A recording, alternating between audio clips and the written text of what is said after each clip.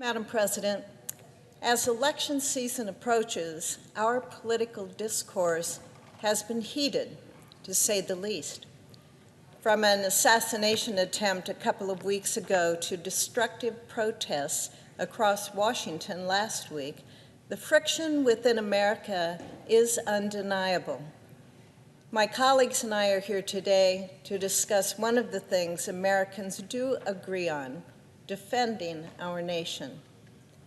We all see the tension simmering around Taiwan and South Korea, and the tension exploding in Israel and Ukraine. And we see the threats China and Russia pose to our nation. These threats are decades in the making. And while they sound far away, they are, after all, around the other side of the world. The close connections between the security of the world's democracies and the economies of the world mean that these developments impact our everyday lives. America should have woken up and gotten ahead years ago. But at the very least, we must wake up now. The most critical job we have in the United States Senate is providing for our national security. And we do that through our National Defense Authorization Act. We passed the NDAA out of the Senate Armed Services Committee last month with bipartisan approval. It includes provisions that will benefit our service members and that will bolster our national defense. I supported a pay raise for members of our military and secured funding for several Nebraska military construction projects. This year's NDAA also included important provisions to address issues within the munitions industrial base, contributing to thousands of good-paying jobs throughout the country while providing for our national security. The bill incorporated elements of my Restoring American Deterrence Act to foster a skilled nuclear manufacturing and vocational trade workforce. We heard about the importance of that need at our SASC hearing yesterday, when members received the report from the Commission on the National Defense Strategy. I'm hopeful that the full Senate will recognize the bipartisan importance of passing the NDAA, just as we did on the Armed Services Committee.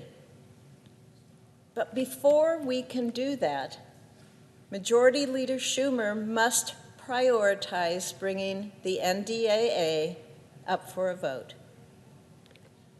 Just as these threats impact our everyday lives, so also does our response, or lack thereof. This is a matter of urgency.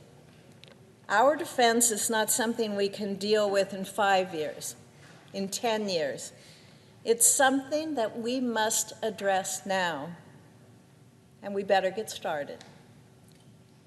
If we fail to ensure that we can produce munitions at scale, we will run out of missiles within weeks of a conflict.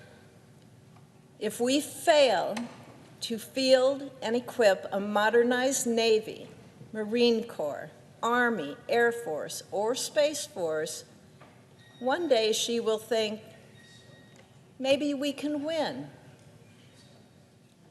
Preventing that day will prevent a conflict that would touch the life of every American citizen in ways this country hasn't seen since the Second World War. The majority leader should have reflected that by bringing the NDAA to the floor before the August state work period. And now, he needs to bring it to the floor as soon as possible.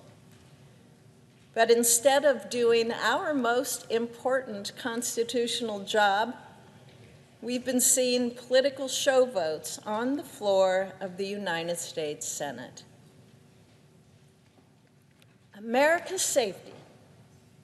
America's safety is a bipartisan responsibility, a bipartisan duty that requires bipartisan commitment. Let's show Americans that despite all the fights and disagreements, we can unite in the Senate around the most important issues. We can prioritize our security, and we can and we must pass this year's NDAA. Thank you, Madam President.